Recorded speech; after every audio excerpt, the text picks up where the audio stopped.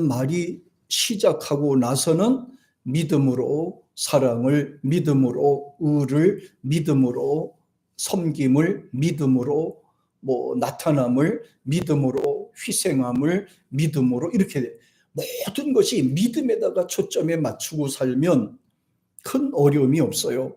근데 불신이라는 불에다가 뜻을 맞추니까 하나님께 대한 불신이니까 그 뒤에 뭐가 나타나요? 그렇죠. 불만이 나타나죠. 매사가 불만하게 되고, 또 불만 속에 뭐가 나타나요? 불평이 나타나요. 불평. 그럼 불만, 불평하다는 말은 무슨 말이에요? 이 마음이 불안전한 상태가 된다는 말이에요. 그래서 불신으로 시작하면 불평, 불만, 불안전 이렇게 되는 거예요. 근데 믿음으로 시작하면 믿음, 사랑, 소망으로 시작하는 겁니다. 그러니까 저와 여러분들은 항상 이 믿음으로 시작하기를 바랍니다. 믿음은 반드시 예수님과 함께하게 돼 있고 기도와 동반하게 돼 있어요. 그래서 하나님께 대한 확신이 없는 상태를 불신이라고 한 거예요. 불신, 믿지 못하는 거, 함께하는 거를 믿지 못하는 거, 하나님의 역사를 믿지 못하는 거. 그래서 믿음이 없다, 믿지 않는다, 불신하다, 의심하다, 이 말은 굉장히 무서운 말이 되더라고요.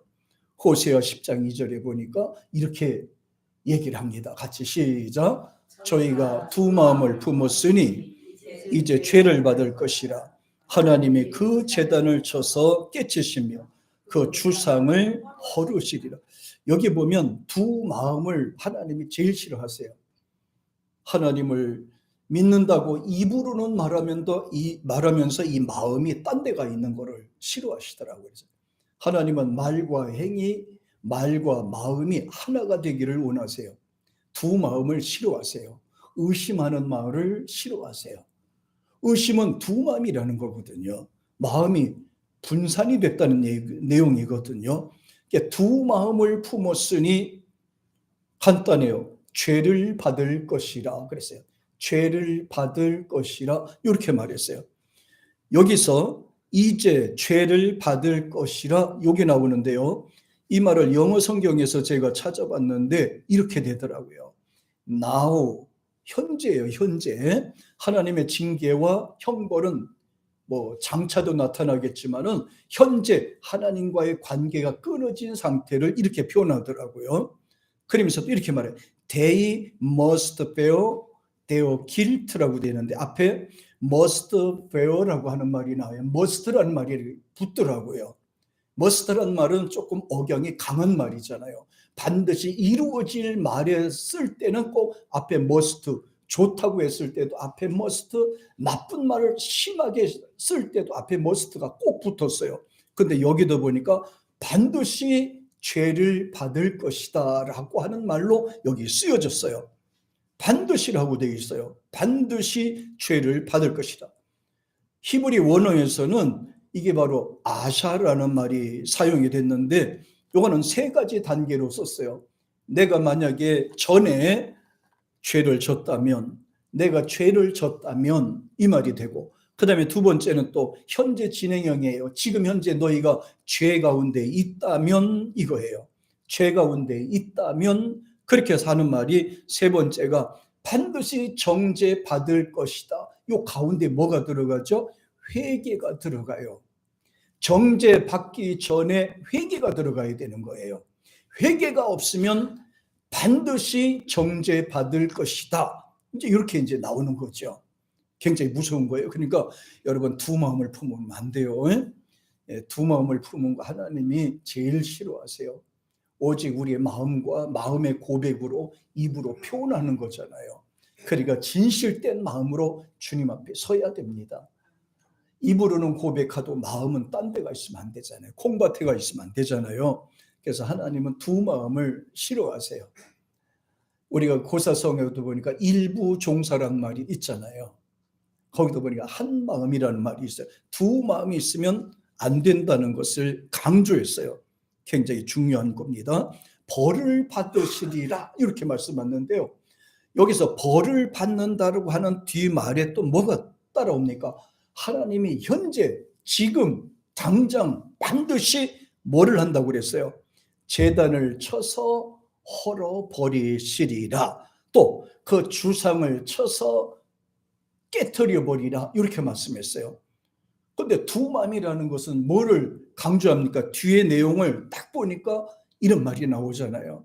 너희가 하나님보다도 네 주장을 먼저 우선한다면, 너 믿는다면, 물질을 더 믿고 따르게 된다면, 네 명예와 권세를 하나님보다 더 먼저 믿고 따르게 된다면 뭐가 되겠습니까? 하나님이 뭐라고 했어요? 제단을 쳐서 깨트리시고 내가 하나님보다 더 따르는 그것을 우상이 되니까 하나님이 깨쳐 버리시리라. 이렇게 말씀하셨어요. 깨쳐 버리시리라. 언제요? 지금부터 당장요. 그리고 하나님의 징벌은 과거에 있던 일을 현재 삼아서 현재부터 시작이 되는 거예요. 그래서 예수님께서 이 땅에 오셔서 가장 먼저 하시는 것은요, 회개하라. 언제요? Now, 지금요. 우리가 하나님 말씀을 들을 때 지금부터 회개하라고 강조하신 거예요. 회개란 말은 방향을 돌이키는 겁니다. 생각을 돌이키는 겁니다. 하나님께 내 마음과 중심을 다시 이렇게 돌리는 것을 말하는 거예요. 그러니까 두 마음을 품으면 죄를 받을 것이니라, 이 말씀을 강조하셨어요. 그 다음에 또 히브리 성경의 내용 토대로 해서 살펴보니까 또 시편 기자는 시편 119편 13절에서 이렇게 말씀합니다. 같이 한번 읽어볼까요? 시작. 내가 두 마음을 품은 자들을 미워하고 주의 법을 사랑하나이다. 여기 잘 보세요. 지금 시편 기자가 무슨 말을 하는 거예요? 나는 두 마음 품은 사람들 싫어해. 나는 그렇게 말과 행동이 따로따로 노는 사람들을 나는 싫어해. 지금 이런 말이거든요. 하나님 앞에서는 믿는다 하면서도 밖에 나가서는 불신자처럼 행동하는 거 난 싫어해. 입으로는 고백하면서도 행동으로서는 이중적인 생각과 삶을 사는 것을 나는 싫어해. 그런데 여기서 미워하다는 말을 썼잖아요. 여기서 내가 두 마음을 품은 사람들을 내가 미워한다. 그리고 나는 주의 법을 더 사랑합니다. 이렇게 표현했거든요. 그러면서 여기서 미워한다는 말의 뜻이 굉장히 이거는 거부하는 상태거든요. 싸내라는 말인데요. 첫째는 미워한다. 두 번째는 내가 싫어한다. 세 번째는 가증스럽게 여긴다, 이 말이에요. 나는 가증스럽게 여긴다고 해요. 그러니까 여기 나와 있는 시편 기자는 굉장히 솔직한 심정으로 주님 앞에 쓴 겁니다. 나는 이중적인 그렇게 말하는 사람들을 난 싫어해. 난 두 마음을 품고 사는 사람들을 난 가증스럽게 여겨. 그들만 믿지 않아. 나는 말과 행위가 다른 사람, 거짓말하는 사람을 나는 싫어해. 나는 오직 하나님 법만 사랑하고 하나님만 사랑하고 의지하고 믿고 따라. 나는 말과 행동이 다른 사람들을 나는 가증히 생각하고 나는 그를 믿지 않아. 나는 그를 인정하지도 않고 그들과 가까이 하지도 않아. 이렇게 지금 여기 시편 기자가 아주 참 엄중하게 지금 얘기하는 내용이 나오거든요. 참 우리가 신앙생활도 마찬가지예요. 사람과의 관계에서도 마찬가지죠. 진실한 마음과 말과 행위가 바르면 인정을 받게 되죠. 하나님께 대한 믿음과 확신이 없으면요, 무슨 말을 할 수 있겠습니까? 무슨 일을 할 수 있겠습니까? 확신이 없는데 무슨 일을 하겠어요? 긴가 민가? 확신이 없는데 무슨 말을 하고 무슨 일을 이룰 수가 있겠습니까? 신앙생활도 마찬가지예요.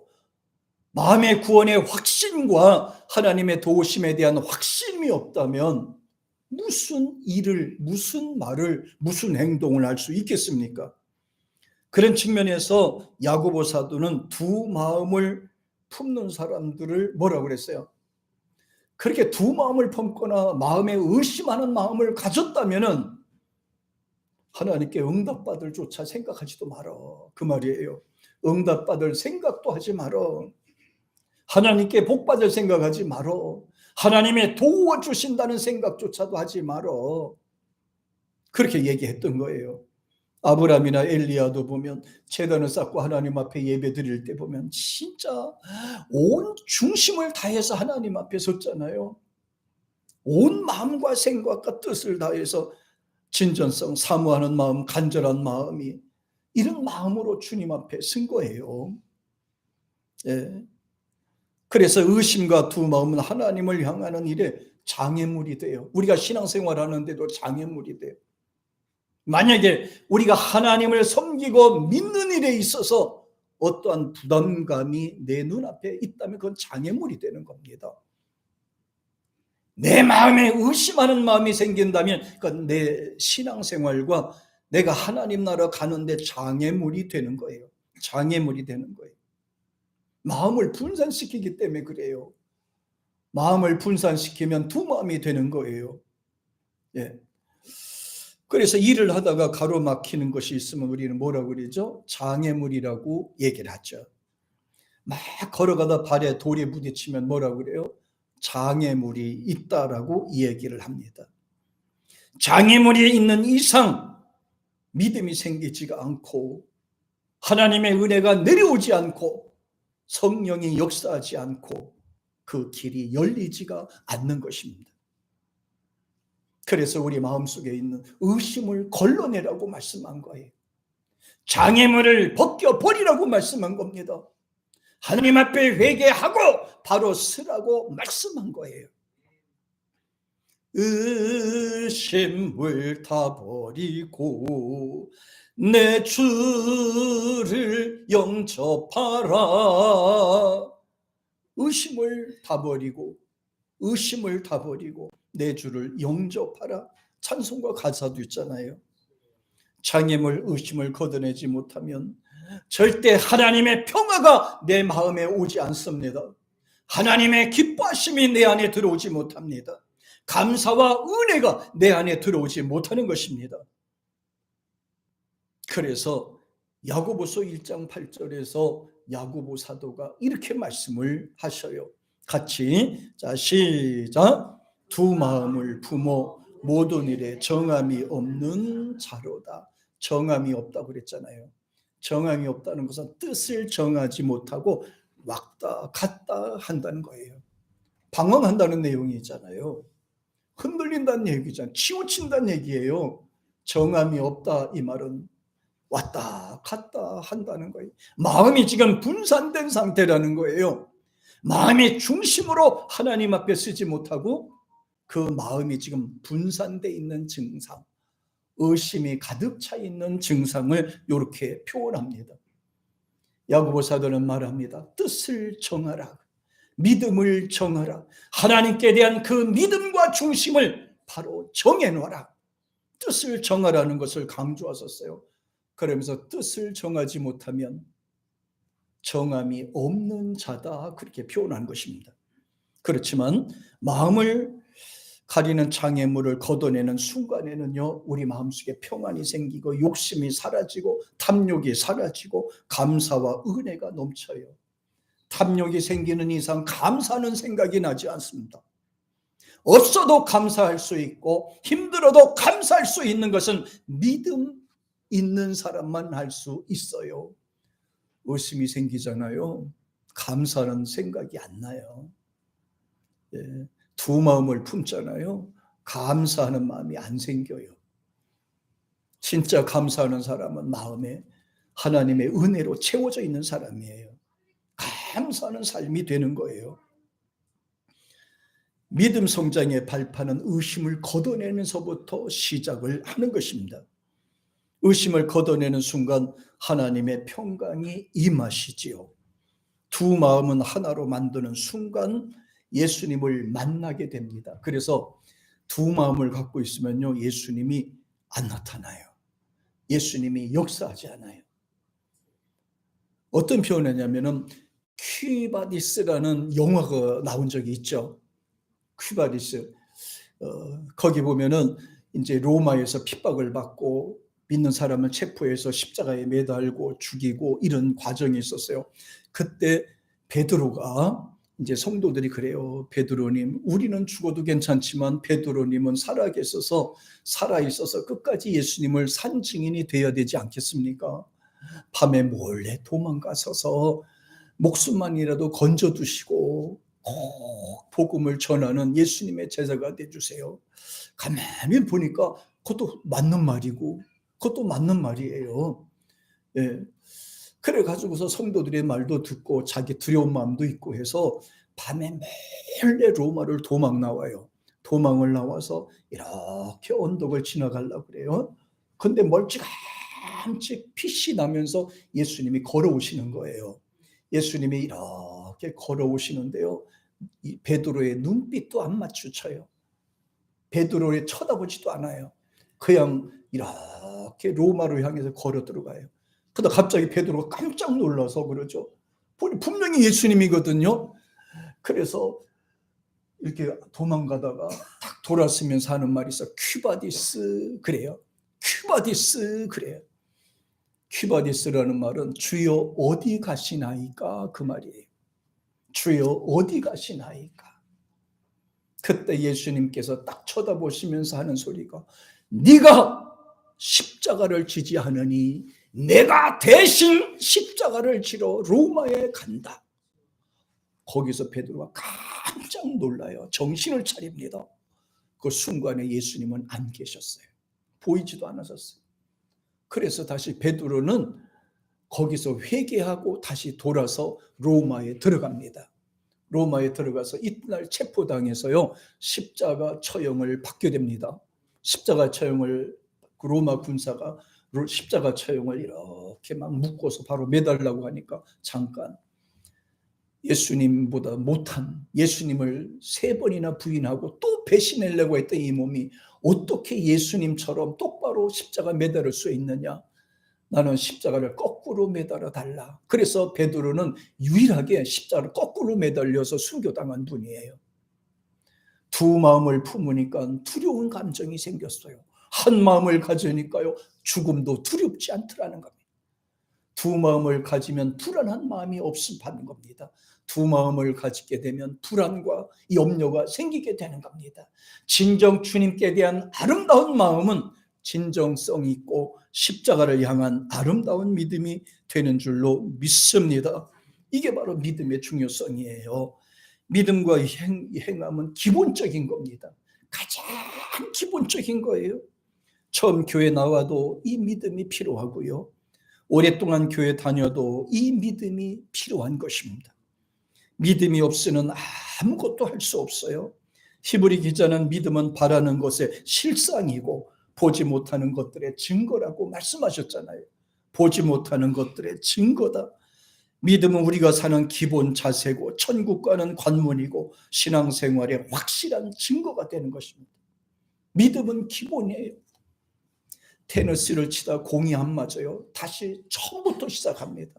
탁구를 치다가 탁구 잘 안 맞고 운동이 잘 안 돼요. 다시 기본부터 다시 시작을 하는 거예요. 레슨부터 다시 시작을 하는 겁니다. 모든 것이 마찬가지예요. 모든 것이 마찬가지.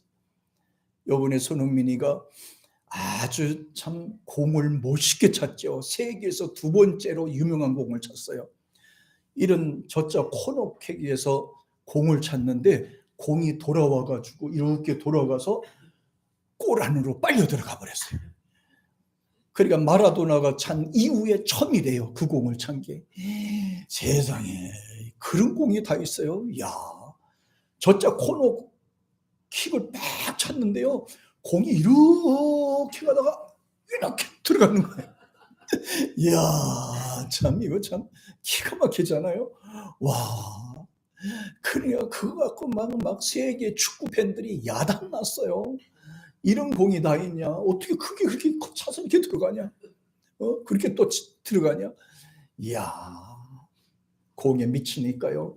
축구에 미쳤어요. 손흥민에는요. 축구에 미치니까요. 그런 바나나킥도 찼더라. 뭐든지 마찬가지예요. 몰입하지 않으면 문제가 생깁니다. 주님께 대한 믿음도 몰입하지 아니하면 문제가 생기게 돼요. 주님께 몰입하세요. 주님을 사랑하세요. 주님 나라 목적을 하세요. 포커스를 주님에게 맞춰서 앞으로 나가는 거예요. 그게 바로 믿음인 거예요. 믿음이 얼마나 중요하냐. 모든 시작의 관문이기 때문에 그래요. 하박국서 2장 4절 같이 한번 볼까요? 시작. 보라, 그의 마음은 교만하며 그의 속에서 정직하지 못하니라. 그러나 의인은 믿음으로 살리라. 살기 원하시지요? 재산 받기 원하시지요? 천국 가기 원하시지요? 하나님 복 받기 원하시지요? 그렇다면 믿음으로 생각하세요. 믿음으로 사세요. 믿음으로 생활하세요. 믿음의 말만 하세요. 의심을 저버리고 오직 주님께 향한 믿음으로 살 때 하나님이 큰 은혜를 주실 줄로 믿습니다. 우리가 사는 길이기 때문에 그래요. 우리가 사는 길이에요. 믿음이 얼마나 중요한가요? 인간은 하나님께 대한 믿음이 있을 때만이 대접을 받고 세상에서 차별을 당하지 않게 해주셨어요. 세상은 인종차별, 지위차별, 학력차별, 지역차별이 아주 심합니다. 예수 안에 있을 때만이 차별을 당하지가 않는 것입니다. 예수가 없으면 남녀차별도 심합니다. 그러나 예수 안에 있을 때 남녀차별이 없어지는 것입니다. 예수 믿지 않는 분들은 학력, 지위, 지역, 차별을 두고 살잖아요. 그러나 예수 안에 있으면 그 차별이 사라지는 것입니다. 사도행전 15장 9절 볼까요? 시작. 믿음으로 저의 마음을 깨끗하게 하사 저희나 우리나 분간치 아니하셨느니라. 보세요. 유대인이나 헬라인이나 예수 믿는 그 믿음 하나만 갖고 있으면 차별하지 않는다고 하셨어요. 예수 믿으면 차별하지 않으세요. 우리 예수님께서는 우리를 차별하지 않으세요. 예수 안에 있으면 다 동등해요. 한 생명 한 생명이 다 귀하기 때문에 그래요. 누구는 귀하고 누구는 귀하지 않는 게 아니에요. 예수 믿는 사람의 생명은 다 귀하기 때문에 주님께서는 차별하지 않는 거예요. 누가 잘나고 못나고가 소용이 없어요. 예수 안에서는 다 동등한 거예요. 생명이 소중한 거예요. 예. 그러니까 차별하지 않는다고 말씀하셨어요. 로마서 3장 22절 보시니까 이렇게 돼 있어요. 시작. 곧 예수 그리스도를 믿음으로 말미암아 모든 믿는 자에게 미치는 하나님의 의인이 차별이 없느니라. 예수 안에서는 차별을 하지 않습니다. 예수 안에서는 지위 고하를 따지지 않습니다.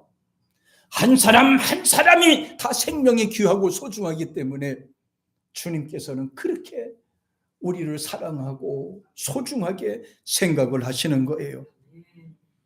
그러므로 하나님께 나가는 사람들은 오직 믿음만이 가능한 거예요. 믿음으로 나가야 됩니다. 믿음의 말을 하도록 해야 됩니다. 믿음으로 주님을 바라봐야 되는 것입니다. 히브리서 11장 6절에서 보세요. 시작. 믿음이 없이는 기쁘시게 못하나니 하나님께 나아가는 자는 반드시 그가 계신 것과 또한 자기를 찾는 자들에게 뭘 주시는 상 주시는 이심을 믿어야 할지니라. 보세요. 하나님만이 우리에게 복을 주시고 함께 하시는 거예요. 유일하신 하나님이세요. 어느 누가 하나님만큼 우리를 사랑하시는 거 보셨어요? 어느 종교가 생명의 소중함을 이렇게 주님만큼 생각하는 거 보셨어요? 하나님은 당신의 자녀들이 잘 되기를 원하고 건강하기 원하지만은 그러나 주님 안에서 믿음으로 살기를 원하시는 거예요. 믿음이 없이는 아무것도 할 수가 없어요. 예수님이 제자들에게 책망하실 때는 거의 믿음이 없을 때입니다. 믿음이 없으면 예수님은 책망하셔요. 다른 제자들이나 사람들을 야단칠 때는 별로 야단 안 치셨어요. 거의가 그래요. 예수님 33년 공생애 동안에 가만히 보면요, 야단을 별로 안 치셨더라고요. 근데 야단을 치셨을 때, 책망하셨을 때가 딱 한 번이 나오는데요. 믿음 없을 때예요. 믿음 없으면 바로 총알처럼 말씀하시고 직총하시더라고요. 예. 풍랑이 두려워하는 제자들을 이렇게 또 얘기를 하세요. 마가복음 4장 40절에서 같이 시작. 이에 제자들에게 이르시되 어찌하여 이렇게 무서워하느냐? 너희가 어찌 믿음이 없느냐? 믿음이 없다고 야단치잖아요. 어찌하여 무서워하느냐? 어찌하여 두려워하느냐? 내가 있는데 왜 두려워하느냐? 이 말이에요. 내가 있는데 왜 무서워하느냐? 그깟 풍랑이 대수냐? 그깟 파도가 대수냐? 내가 있는데 왜 무서워하느냐? 지금 그 말씀하는 거예요. 그러나 인간적으로 봤을 때는 파도가 치고 바람, 태풍이 불어봐요. 얼마나 무섭습니까? 배가 막 물속으로 빨아들어가면 다 죽잖아요. 그러니까 인간의 관심, 인간의 최대의 두려움은요, 죽는 거잖아요. 물에 빠져 죽고 바람에 밀려 죽고 충돌해 죽고, 그래서 죽을 것을 두려워하잖아요. 당연한 거죠. 그런데 예수님은 이렇게 말씀하셨어요. 내가 있는데 왜 두려워하느냐? 내가 지켜주는데 왜 무서워하느냐? 내가 도와주는데 왜 염려하고 걱정하느냐? 그런 말씀하는 거예요. 그러면서 왜 믿음이 없느냐? 왜 믿음이 없느냐? 또 환자를 놓고 벌벌 떠는 제자들을 보고요, 기도해 주지 못하는 것을 보고 예수님은 또 야단치셨어요. 마태복음 17장 17절을 보시니까 보세요. 시작. 예수께서 대답하여 가라사대 믿음이 없고 패역한 세대여, 내가 얼마나 너희와 함께 있으며 얼마나 너희를 참으리요. 그를 이리로 데려와라. 야단치시는 거예요. 여기서 믿음이 없고 앞에 전제가 되잖아요. 믿음이 없고. 자, 믿음이 없으면 뭐라고 그랬어요? 패역하다. 패역하다는 뭐예요? 썩어서 썩은 냄새로 문드러진 상태를 패역하다는 거예요. 썩었다는 거예요. 쓰레기통에 뒤지면 냄새가 팍 올라오듯이 썩어 있는 상태를 믿음이 없다라고 얘기를 한 거예요. 믿음이 없으니까 배역했다는 거예요. 믿음이 두 방울 품으니까 마음이 썩었다는 거예요. 부패했다는 거예요. 그래서 예수님이 말씀하는 겁니다. 왜 이리도 믿음이 없느냐? 너희가 기도하면 내가 도울 줄 알지 못하느냐? 너희가 나를 믿고 나가면 내가 너를 돕고 함께 할 줄 모르겠더냐? 그 아이를 데려와라. 또 보세요. 식사하실 때 믿음이 없는 제자들을 아주 심하게 꾸짖는 내용이 나옵니다. 그것은 이제 광야에서 이제 막 보리떡 5개, 물고기 2마리로 5병이요 기적이 일어난 다음이고요. 또 7병이요 보리떡 7개로 물고기로 또 막 4,000명을 먹이고 남은 때였습니다. 그런데도 또 제자들은 식사할 때 되니까 뭐래요? 이거 먹으면 어떡하지? 밥이 떨어졌는데 어떡하지? 걱정하고 있었습니다. 그때 예수님이 이렇게 야단칩니다. 마가복음 16장 14절이에요. 같이 시작. 그 후에 11 제자가 음식 먹을 때 예수께서 저에게 나타나신 저의 믿음 없는 것, 마음이 완악한 것을, 이는 자기 살아난 것을 본 자들의 말을 믿지 아니함이라. 여기 보세요. 늘 걱정하고 있는 사람들은요, 걱정을 벗겨내지 않으면요, 늘 걱정하고 있어요.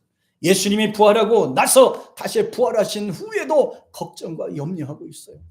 예전에 기적을 많이 보았어도 믿음이 없으면 소용이 없다는 거예요. 아무리 예수님이 기적을 일으키고 죽은 자를 살린다 하더라도요, 내 마음에 믿음이 없으면 늘 불안한 거예요. 염려한 거예요. 그래서 예수님 말씀하는 겁니다. 너희들이 이다지도 믿음이 없느냐? 내가 너의 생명을 지켜주는 줄 알지 못하느냐? 내가 너희를 도와주는 걸 알지 못하느냐? 내가 너를 지켜주는 줄 알지 못하느냐? 왜 그렇게 믿음이 없느냐? 패역한 세상처럼 그렇게 마음이 썩은 상태로 있느냐? 믿음이 없느냐고 야단을 치셨어요.